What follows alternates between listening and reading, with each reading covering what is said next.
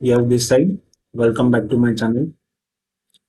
देखते हैं Nifty 50, bank Nifty, Sensex और कुछ सेक्टर वाइज भी देख लेंगे कौन से सेक्टर में क्या चालू है। ठीक है, तो ये निफ्टी एक्चुअल में थोड़ा डिस्टरबेंस है वॉइस का, शायद मे बी आपको बैकग्राउंड में कोई नॉइज आ रहा होगा, वो डॉग का नॉइज है।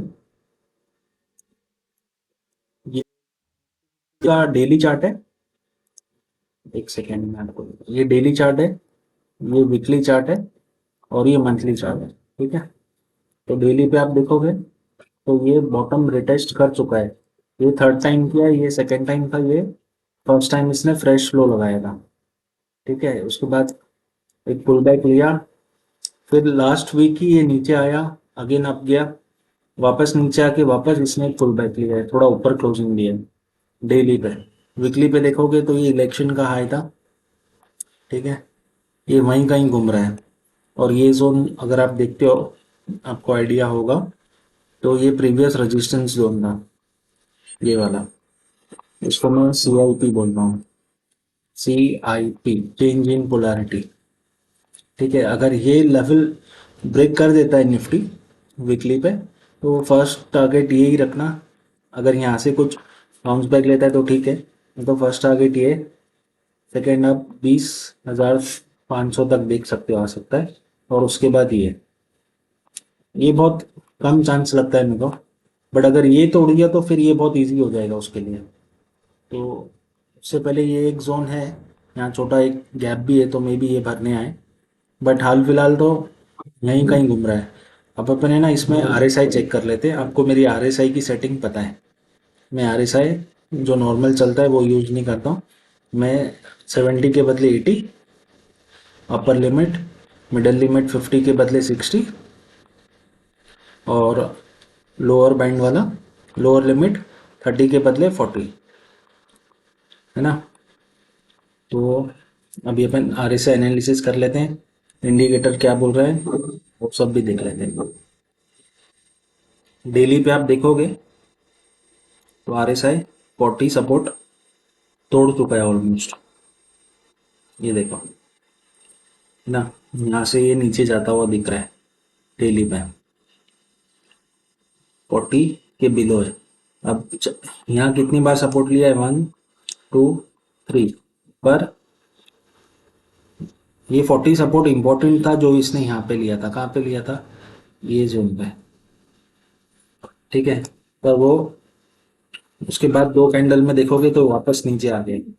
यहाँ पे ये बिलो 40 सपोर्ट लिया था, अबव 30, उसके बाद एक अच्छा पुल बैक दिया था अप साइड, बट वो ज़्यादा टाइम टिका नहीं, 60 से पहले ही गिर गया।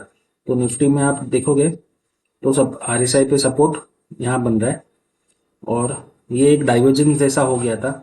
वो कैसे हो जाता है, डाइवर्जेंस जोन में दिखाता हूँ।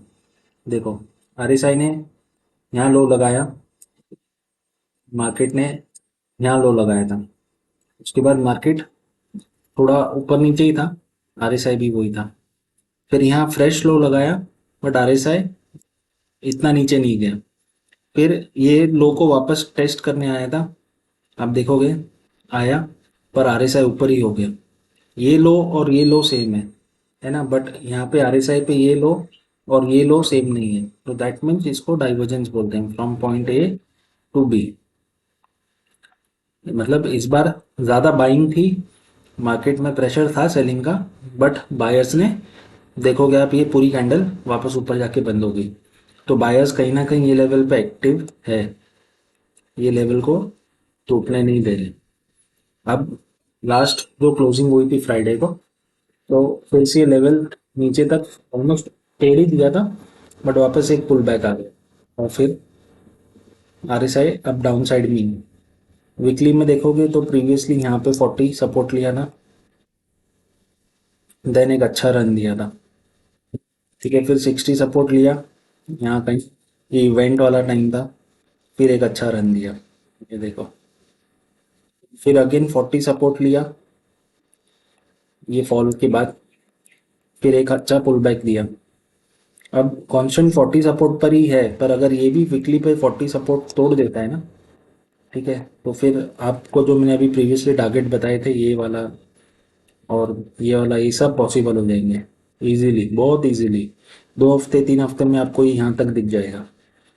मंथली पे देखोगे तो चांसेस है कि जैसे प्रीवियसली 60 पे काफ़ी बार सपोर्ट लेके ऊपर गया है ना, इतना बड़ा रन दिया है देखो। 60 पे सपोर्ट लिया, लिया, 60 पे सपोर्ट लिया, लिया। अब 60 पे हल्का सा 60 पे ही है, और 0.5 डाउन है, या समझ लो 60 पर ही है। अब ये यहाँ से ऐसे घूम के निकल लेता है ऊपर, तो लॉन्ग साइड एक अच्छी एंट्री अपन एक्टिवेट कर सकते हैं, क्योंकि इन्वेस्टर हमेशा मंथली टाइम फ्रेम को देख के ही इन्वेस्ट करता है कि लॉन्ग टाइम में उसका पैसा यहाँ बनेगा या नहीं। क्योंकि वो 1 महीना 2 महीने के हिसाब से नहीं आता है, वो लंबे व्यू के हिसाब से आता है और अपना पैसा लगाता है। उसको 1 2 महीने के व्यू से कुछ फ़र्क नहीं पड़ता है। तो इन्वेस्टर हमेशा ये सब चीज़ें ही देखते हैं, ज़्यादातर वो लोग मंथली देखते हैं कि मंथली पे क्या पोजीशन है कोई स्क्रिप्ट का या इंडेक्स का। अब मैं आपको इन सब के वॉल्यूम्स भी दिखा देता हूँ। ये इंडियन ब्रोकर्स है ना, वॉल्यूम्स दिखाते नहीं है। मैं आपको ट्रेडिंग व्यू पे ले जाता हूँ। ओके, पता नहीं क्या हो गया।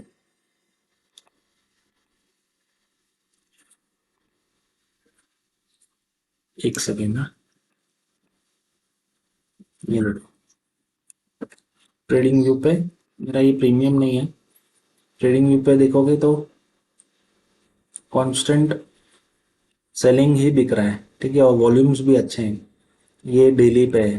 अभी ये वीकली पे देख लेते हैं। वीकली पे भी देखोगे तो वॉल्यूम्स अच्छे खासे हैं, ठीक है। मतलब प्रीवियस दो बाइंग वॉल्यूम्स जो दिख रही है उनसे तो कम ही है, but almost equivalent to that ही है। और मंथली पे तो उसका हाल खराब ही है। मंथली पे तो वॉल्यूम्स नेगेटिव ही है काफ़ी लंबे टाइम से। तो वॉल्यूम्स को देखते हुए तो नहीं लग रहा है कोई हाल फिलहाल रिकवरी आएगी। तो अपन बैक टू अपने चार्ट पे आ जाते हैं। तो ये निफ्टी 50 का एनालिसिस था। ये था डेली, वीकली, मंथली। डेली पे मैंने आपको RSI डाइवर्जेंस बताया था। अगर ये वाली कैंडल पे देखोगे, देखो मैं फिर से दिखा रहा हूँ, ये लो और ये लो सेम था, बट RSI का लो सेम नहीं था, है ना। ये देखो, इसको डाइवर्जेंस बोलते हैं। अगर ये वापस थोड़ा ऊपर जाके यहीं से सपोर्ट लेके ऊपर निकल जाता, तो हमें ये लेवल भी टूटता हुआ दिख जाता, और मार्केट कहीं ना कहीं फिर ये सपोर्ट के हिसाब से काम करता, और ये थोड़ा रेजिस्टेंस या इसके ऊपर कहीं पे जो भी बनता था वो रेजिस्टेंस के हिसाब से काम करता। बट अभी हाल फिलहाल तो ऐसा कुछ दिख नहीं रहा है। ट्रेड टैरिफ ये सब और चालू है, तो थोड़ा और मुश्किल ही लग रहा है। अभी अपन देखते हैं निफ्टी 50, बैंक निफ्टी।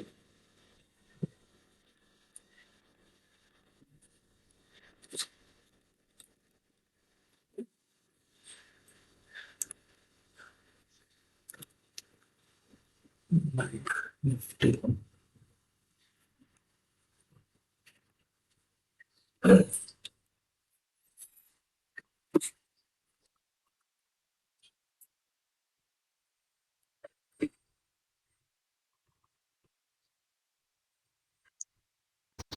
ये देखो, इसमें अभी अपन मंथली से शुरू करते हैं। मंथली में क्या हो रहा है, ठीक है। मंथली इधर भी 60 सपोर्ट ऑलमोस्ट तोड़ के एक, देखोगे इधर तोड़ ही दिया है इसने भी 60 सपोर्ट, बहुत अच्छे से। मतलब विजिबल है कि अब ये टूट चुका है। तो चांसेस है अगर ये घूम जाता है तो ठीक है, पर मेरे को लगता है कि ये भी एक बार 40 आ जाएगा। वीकली में आप देखोगे बैंक निफ्टी में, तो यहाँ सपोर्ट ले चुका है, ये एक सपोर्ट ले चुका है, वापस 40 आके अगर सपोर्ट लेता है तो वी कैन सी वापस अपसाइड का मूव। और डेली में देखोगे तो वही डाइवर्जेंस है। ये देखो कांस्टेंट, अभी जो निफ्टी में दिखाया था ये लो सेम था, है ना।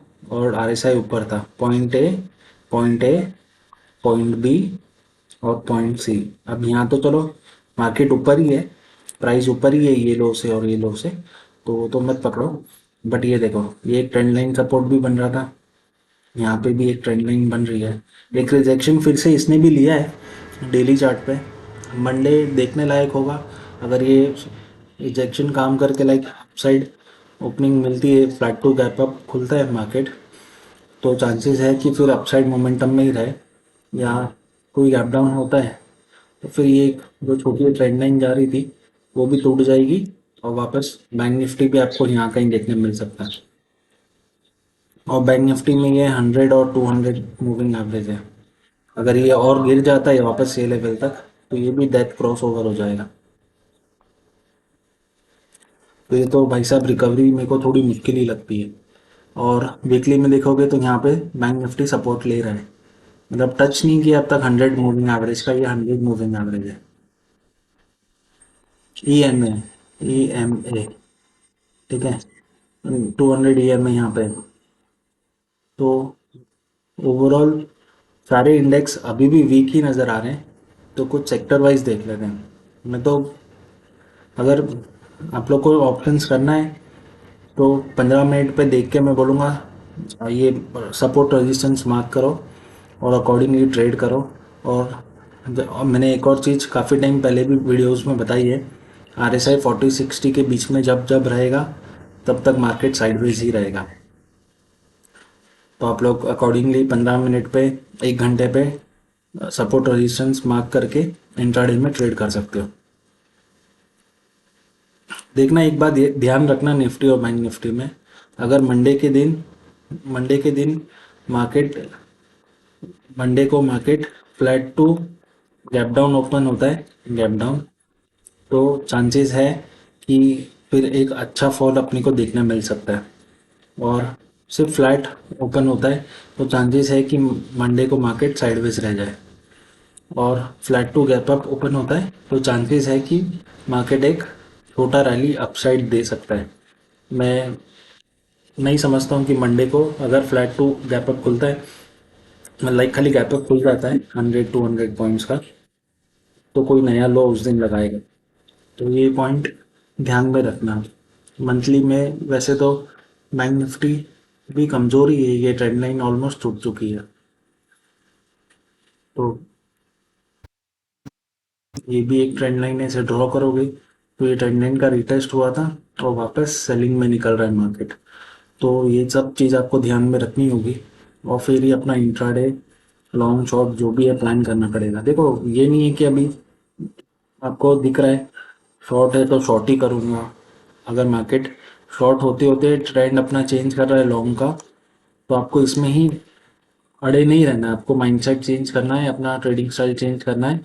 जो मार्केट का ट्रेंड बन रहा है वो ट्रेंड आपको फॉलो करना ही पड़ेगा, अदरवाइज आप सिर्फ लॉसेस देते रहोगे। ठीक है, तो ये निफ्टी बैंक निफ्टी का व्यू था, आपको मैं एक बार सेक्टर वाइज भी दिखा देता हूँ। चालू रखो, चालू रखो।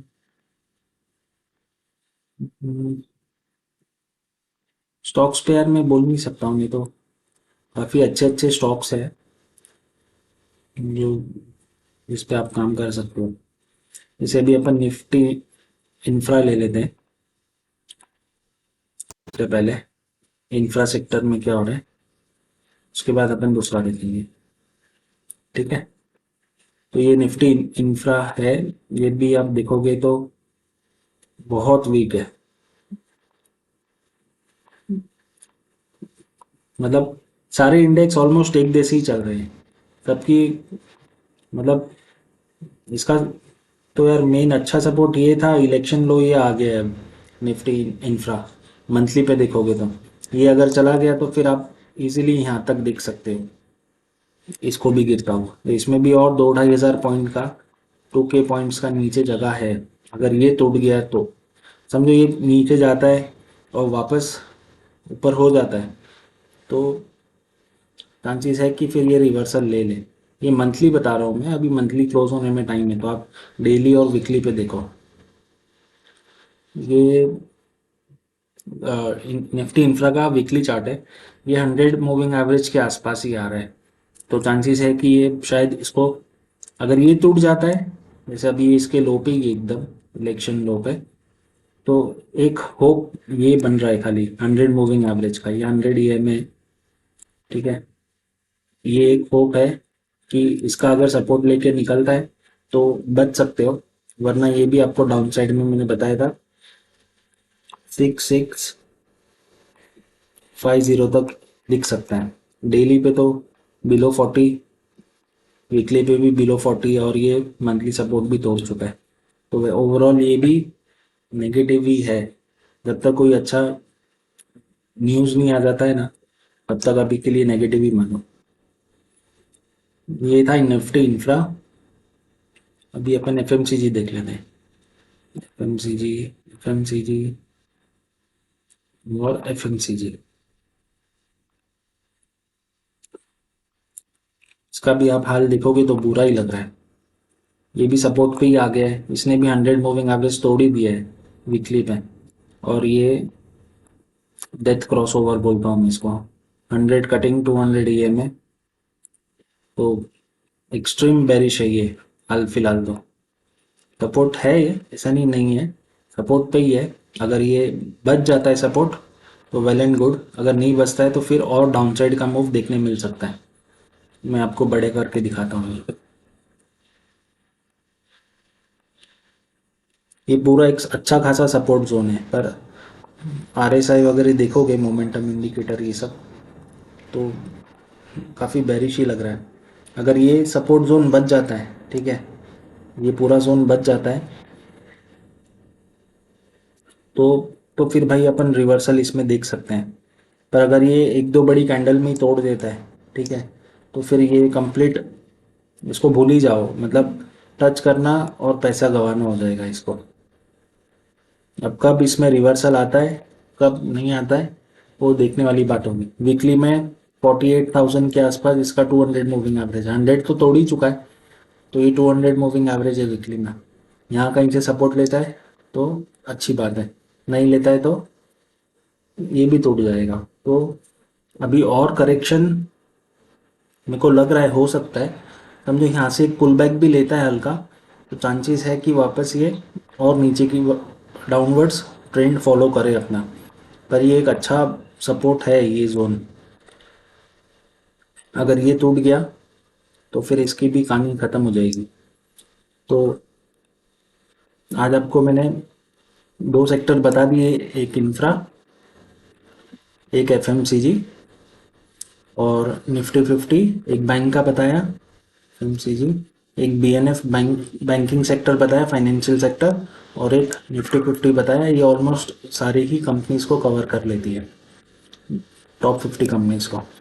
तो नेक्स्ट एनालिसिस वीडियो में मैं और दूसरे सेक्टर्स भी कवर करूँगा।